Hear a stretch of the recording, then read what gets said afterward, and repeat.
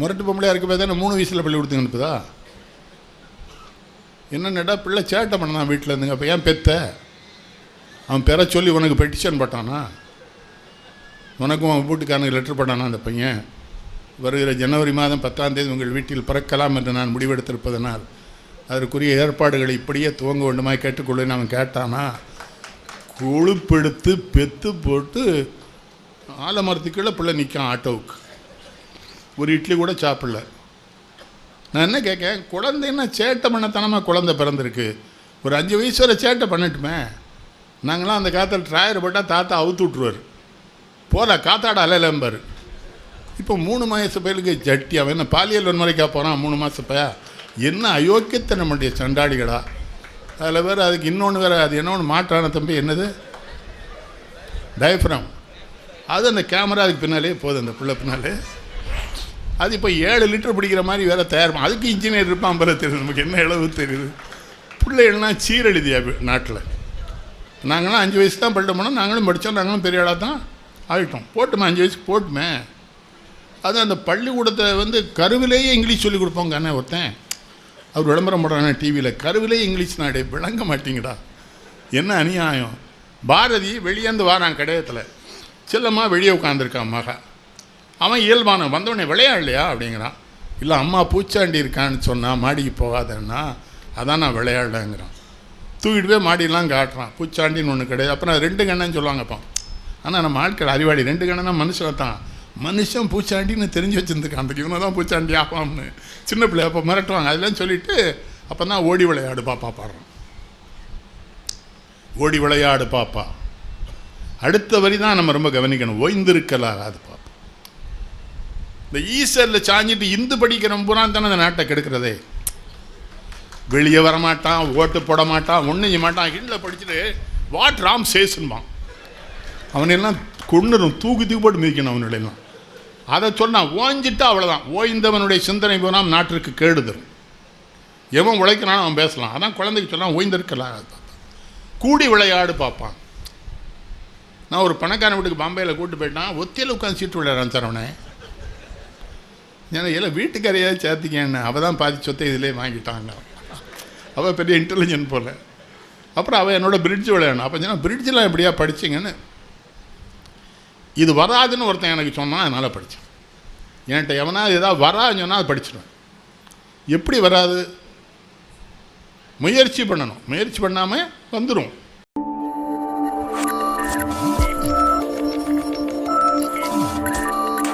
கடந்த 26ஆம் தேதி நான் இறந்து விட்டேன் என்று இன்னும் நம்புகிறேன். ஆனால் மருத்துவர்கள் என்னை காப்பாற்றி கொண்டு வந்து விட்டார்கள். மறுநாள் அவர்கள் காப்பாற்றுவது 26ஆம் தேதி காலையில். நான் 27ஆம் தேதி கோயம்புத்தூரில் அந்த சிறு குறு முதலாளிகள் ஒரு அமைப்பு வைத்திருக்கிறார்கள். அதன் 50வது ஆண்டு விழாவிலே பேச வேண்டும். மருத்துவர்கள் என்னை அனுமதிக்க மறுக்கிறார்கள். அவரிடம் சொன்ன ஒரே பதில், என் அன்னை காந்திமதி என்னோடு இருப்பாள், என்னை அனுப்பி வையுங்கள் என்று கோயம்புத்தூரில் போய் பேசிவிட்டுத்தான் வந்தேன். சங்கர சரவணன் நம்ம ஆணையாளரை பற்றி நிறைய சொன்னாங்க, கவிதையெல்லாம் எழுதினார். அது காரணம் நான். ஏன்னா ஜெயசீலன் தமிழ் பேச்செங்கள் மூச்சில் என்கிட்ட வளர்ந்த பிள்ளை. என்கிட்ட வளர்ந்தா கவிதை வருமா வராதா? ரொம்ப அன்பானவங்க. தூத்துக்குடிக்கு ரொம்ப நாளாச்சு. அதுதான் ஒருத்தர் நல்ல தண்ணியை போட்டு வந்து சொன்னார்.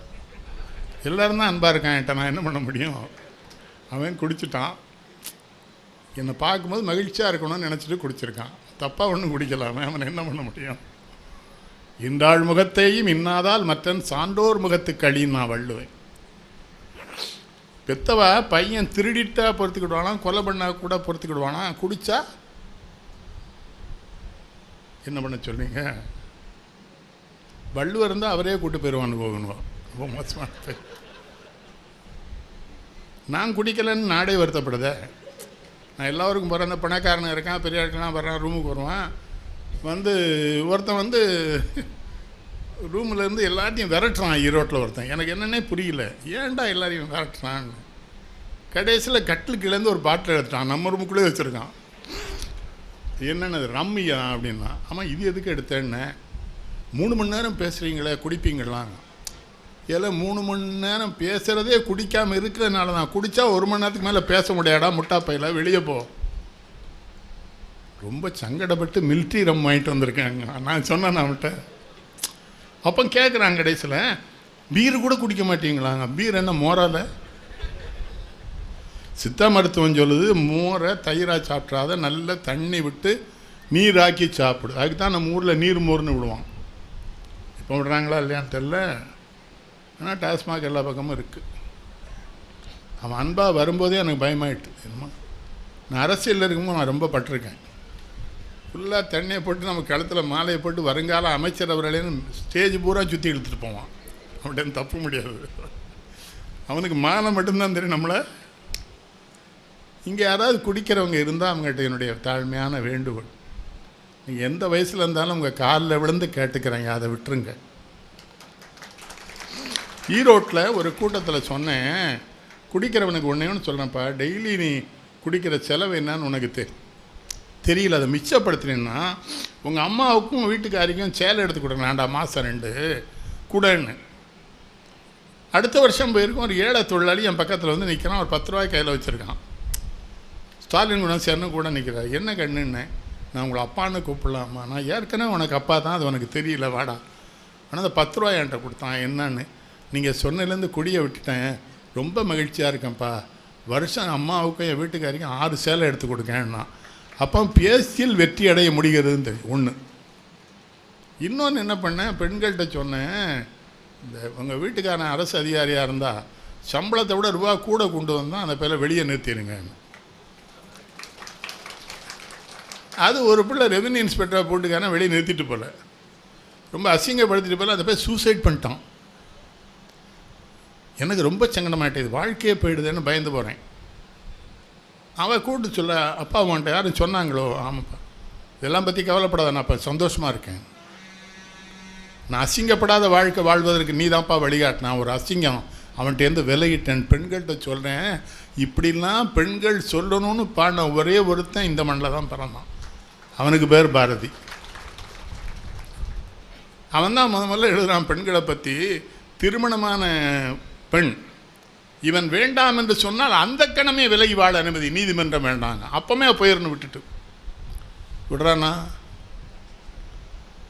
இந்த 30 வருஷம் வாழ்ந்து 3 பிள்ளையை பெற்றுட்டு அப்புறம் நம்மகிட்ட சொல்லலாம், அண்ணாச்சி எனக்கு மதுரையில் தான் பொண்ணு பார்த்தாங்க, அப்புறம் நான் இவ்வளோ கட்டிட்டாங்க, அவனை கொல்லணுமா வேண்டாமா? இல்லை, இன்னும் சில பேர் எனக்கு அவ்வளோ பிடிக்கலைன்னா 3 பிள்ளை எப்படா பெற்ற, அந்த பிள்ளையை தொட்டிருக்கக்கூடாதுல்ல. கல்யாணத்தன்னைக்கு இவ்வளோ பிடிக்கலன்னா அப்புறம் அவளை தொடாத, உங்கள் அம்மாட்ட சொல்லி இவ்வளோ பிடிக்கல. 6 பிள்ளை பார்த்துட்டு எங்கள் அம்மா கட்டாயப்படுத்தி கட்டி வச்சலாம். நீ நாயா, உனக்கு காது இல்லை, உணர்வு இல்லை, முடியாதுன்னு சொன்னேன். அதை பாரதி வருத்தப்படுறான். எங்கே போங்கள் இங்கே பெண்களின் அழுகையும் ஓலமுமே எனக்கு கேட்கிறதுங்க. இவர்களை எப்படி காப்பாற்றுவதுங்கிறான். உண்மையில் உங்கள்கிட்ட ஒரு செய்தி சொன்னேன், பெரியாரை விட மிகப்பெரிய புரட்சியாளன் அவன். இவர் 71 சொன்னார், அவன் 27 அக்ரகாரத்துக்குள்ள இருந்துருச்சோம். நீங்கள் ஒருத்தர் ஒரு செய்தியை சொல்வது எங்கேருந்து சொல்கிறான்னு பார்க்கணும். அவன் இருக்கிறது அக்ரகாரம் கடையத்துக்குள்ள. கேட்டிங்களா, பொண்டாட்டி தோளில் கைப்பட்டு போயிருங்க. அவங்க பிராமணன் கேட்டுக்காங்க, என்னடா அவன் தோளில் கைப்பட்டு போயிருந்தேன், என் பொண்டாட்டி தோளில் தானே கைப்பட்டு போயிருக்காங்க. கேள்வி மோசமான கேள்வி. கோவலையர், உங்கள் ஆத்துக்காரி தோளில் நான் கைப்படலையே, இவங்க ஏன் ஆத்துக்காரி பொண்டாட்டி இப்படி தான் கூட்டு. ஒரு கவிஞன் என்பவன் வீரமுடையவனாகவும் இருக்கணுங்கிறதுக்கு அவன் இந்தியா பற்றி அவன் பாடினான, ஜாதி மதங்களை பாரும் உயர் ஜன்மம் இத்தேசத்தில் ஏதினராயின் வேதியராயினும் வந்து அன்று வேறு. அவன் என்ன சொன்னான், ஒருத்தன் போய் கேட்குறான், நீங்கள் என்ன ஜாதிங்கிறான். நம்ம ஊரில் அது பெரிய சங்கடம். நான் வெளிநாட்டுக்கு போகும்போலாம் என் ஜாதியை தெரிஞ்சுக்கிட்ட என்ன முயற்சி பண்ணுறானுங்க. நீங்கள் வவுசியான்னு கேட்கானே, அவரை புள்ள மாதிரிக்கு அடையாளம். காமராஜனா நாடாராம், பசுமொன்னா தேவரான். கேட்டீங்களா, என்ன அநியாயம் படுதான நாட்டில். அப்போ நீங்கள் அண்ணாச்சி, நான் உங்களை ரொம்ப நாள் காமராஜ்லான்னு நினச்சாங்க. அண்ணே எதுக்கு இல்லை, எனக்கு கருப்பாக இருக்கலாம் நாடார்னு நினச்சேன். இது விளங்குமான்னு. இது பாரதி சொல்கிறான், ஜாதி மதங்களை பாரும் எதுக்குன்னா உயர் ஜன்மம் இத்தேசத்தில் எழுதினான். இந்தியாவில் பிறந்துட்டா அவன் தாண்டா உலகத்திலேயே உயர்ந்த ஜாதி. அவனுக்குள்ளே எப்படா ஜாதி இருக்குங்க? நீங்கள் சொன்னது சரிதான் சரவண. பேராசிரியர்களுக்கு புரியாது. இவனை யார் கவிதை எழுதுறது சொன்னால் அவர் எவ்வளோ வருத்தப்பட்டிருப்பார். இவ்வளோ நல்ல படிக்கிற பயிலும் நம்மகிட்ட படிச்சிருக்கானேன்னு அவருக்கு சங்கடமாக இருக்கும். நல்லவேளை நான் பள்ளிக்கூடத்துலேருந்து தப்பிச்சிட்டேன். ஜெயகாந்தன் ஒரு தடவை கேட்டாங்க, நீங்கள் ஏன் பள்ளிக்கூடம் போகலன்னாங்க. நான் போயிருந்தேன் பள்ளிக்கூடத்துக்கு. வாத்தியார் கேள்வி கேட்டார், தெரியாதுன்னு சொன்னேன். நான் தெரியாதுன்னு சொன்னால் அவர் சொல்லித்தானே கொடுக்கணும். என்ன அடின்னு அடித்தார். அப்போ தான் பார்த்தா இவனுக்கே தெரியா போல இருக்கு, நம்ம ஏன் அந்த பள்ளிக்கூடத்தை வந்தோன்னு. அன்னைக்கு தாண்டா பள்ளிக்கூடத்துட்டு வெளியே ஒன்று. அப்போ உலக புகழ்பெற்று எழுத்தானே. அவனுடைய எழுத்து எத்தனை மொழியில் மொழிபெயர்க்கப்பட்டிருக்கு. ரொம்ப மகிழ்ச்சி உங்களை பார்க்குறது. உண்மையில் அன்றைக்கி அது எங்கள் வீட்டில் எங்கள் வீட்டுக்கார்ட்ட சொல்கிறேன், அப்படி நான் இறந்துக்கிட்டு இருக்கேம்மா சொல்கிறேன். அவள் அழுறா. வால் போஸ்ட்லாம் அடிப்பானுங்க, நிறைய வருத்தப்படுவானு, நிறைய அழுவானுங்க. யார் செத்தாலும் அழுதுக்கு பழகிட்டான் தமிழன். அது போஸ்ட்டில் வேறு அழுவானுவோம்.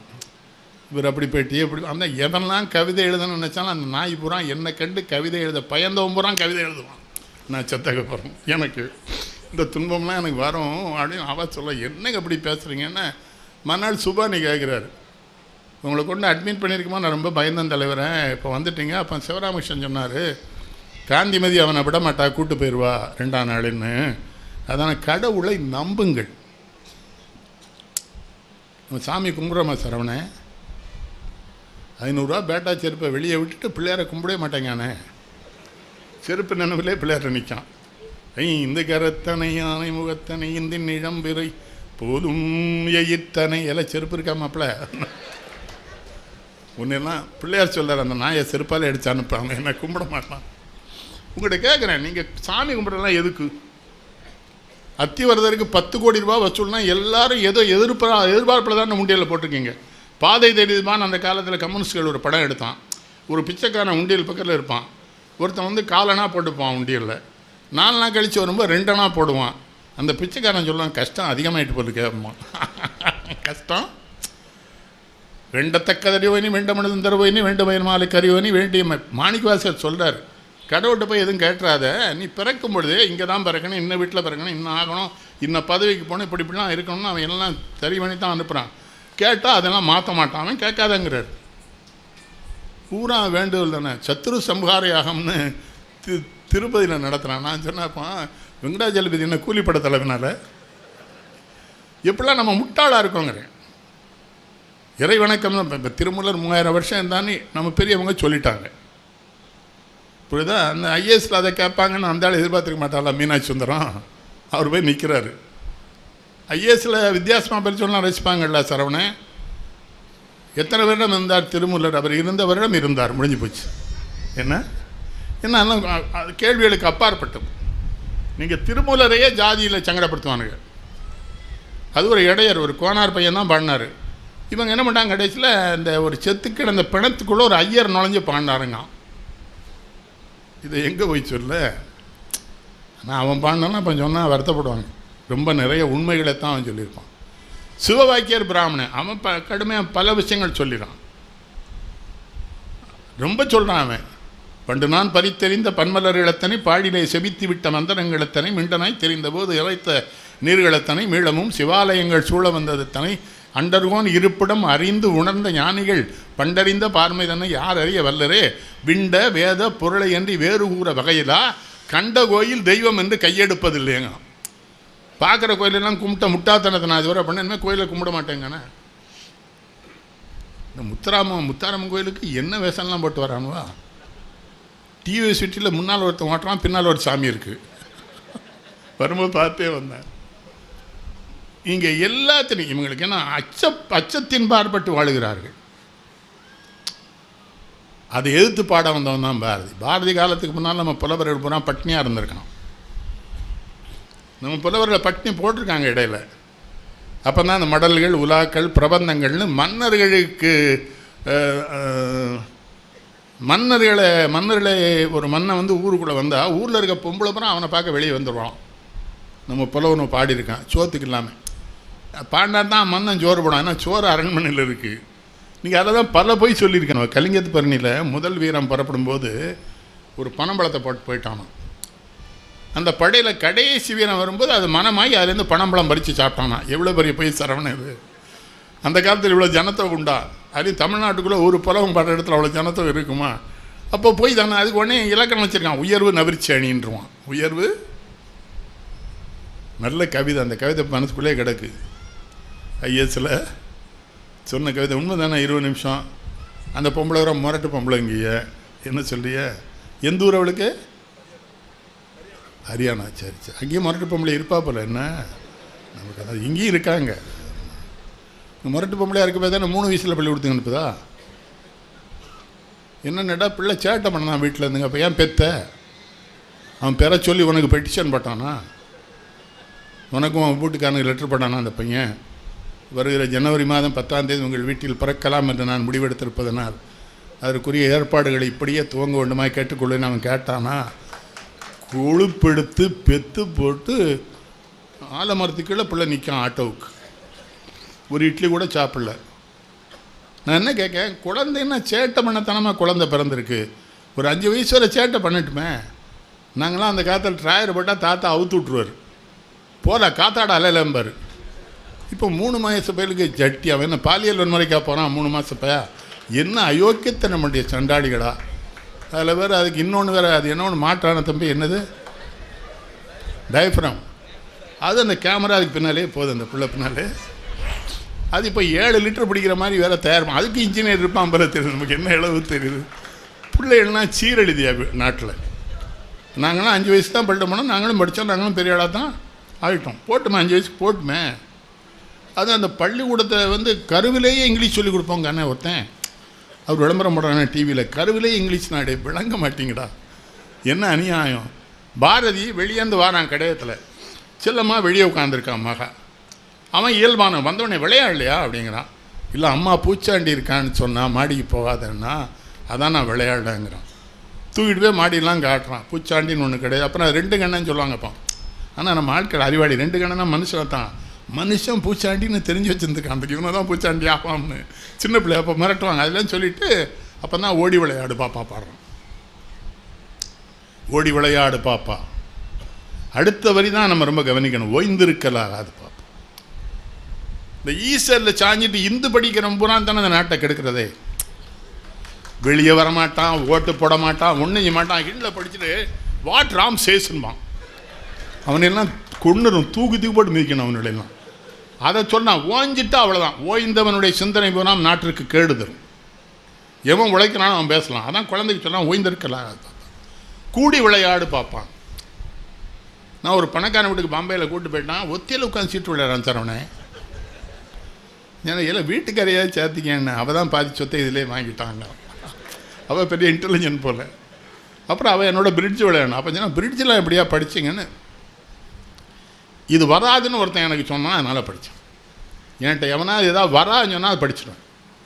எப்படி வராது? முயற்சி பண்ணணும். முயற்சி பண்ணாமல் வந்துடும். இங்கே இளைஞர்கள் வந்தால் சொல்ல முயற்சி பண்ணி எதுவுமே யோசிக்காது. அஞ்சாத முதல்ல, அஞ்சவே அஞ்சாது. இன்னொன்று சொல்லட்டுமா, இந்த இந்த இந்த ரவுடிகள் அப்படிலாம் சொல்லலாம். அவன் பூரா கோழை. ஏமா ரவுடியாக இருக்கான்னு அவன் கோழை. அதை நீங்கள் தெரிஞ்சுக்கிட்டேன். அவனுக்கு என்ன அஞ்சாதீங்க, எகிரி அடிச்சிங்கன்னா ஓடிடுவான். நம்ம அப்படிலாம் வரும்போது நம்ம ஒன்றும் இல்லை, நமக்கு நம்ம குடும்ப குட்டியோடு இருக்கோம், நம்ம அசிங்கப்படா. அப்போ அவன் அசிங்கப்படுத்திட்டே எல்லாம் இருப்பான். மறைந்தவை கேட்கவர் டாகி அறிந்தவை ஐயப்பா டில்லதே ஒற்று முயூவ விளக்க உரை. மறைந்த செய்திகளையும் கேட்டறிய வல்லவனாய் அறிந்த செய்திகளை ஐயப்படாமல் துணிய வல்லவனாய் உள்ளவனே ஒற்றன் ஆவான். சாலமன் பாப்பையா விளக்க உரை. இரகசியமாக நடந்த செயல்களையும் அவற்றைச் செய்தவர் வாயாலேயே கேட்டு அறியும் ஆற்றல் படைத்தவராய், கேட்டவற்றுள் எத்தகைய சந்தேகமும் இல்லாதவராய் இருப்பவரே ஒற்றர். கலைஞர் விளக்க உரை. மற்றவர்கள் மறைவாக கூடிச் செய்யும் காரியங்களே அவர்களுடன் இருப்பவர் வாயிலாக கேட்டறிந்து அவற்றின் உண்மையை தெளிவாகத் தெரின். மறைந்தவை கேட்கவர் டாகி அறிந்தவை ஐயப்பா டில்லதே ஒற்று முயூவ விளக்க உரை. மறைந்த செய்திகளையும் கேட்டறிய வல்லவனாய் அறிந்த செய்திகளை ஐயப்படாமல் துணிய வல்லவனாய் உள்ளவனே ஒற்றன் ஆவான். சாலமன் பாப்பையா விளக்க உரை. இரகசியமாக நடந்த செயல்களையும் அவற்றைச் செய்தவர் வாயாலேயே கேட்டு அறியும் ஆற்றல் படைத்தவராய், கேட்டவற்றுள் எத்தகைய சந்தேகமும் இல்லாதவராய் இருப்பவரே ஒற்றர். கலைஞர் விளக்க உரை. மற்றவர்கள் மறைவாக கூடிச் செய்யும் காரியங்களே அவர்களுடன் இருப்பவர் வாயிலாகக் கேட்டறிந்து அவற்றின் உண்மையைத் தெளிவாகத் தெரின். மறைந்தவை கேட்கவற்றாகி அறிந்தவை ஐயப்பா டில்லதே ஒற்று முயூவ விளக்க உரை. மறைந்த செய்திகளையும் கேட்டறிய வல்லவனாய் அறிந்த செய்திகளை ஐயப்படாமல் துணிய வல்லவனாய் உள்ளவனே ஒற்றன் ஆவான். சாலமன் பாப்பையா விளக்க உரை. இரகசியமாக நடந்த செயல்களையும் அவற்றைச் செய்தவர் வாயாலேயே கேட்டு அறியும் ஆற்றல் படைத்தவராய் கேட்டவற்றுள் எத்தகைய சந்தேகமும் இல்லாதவராய் இருப்பவரே ஒற்றர். கலைஞர் விளக்க உரை.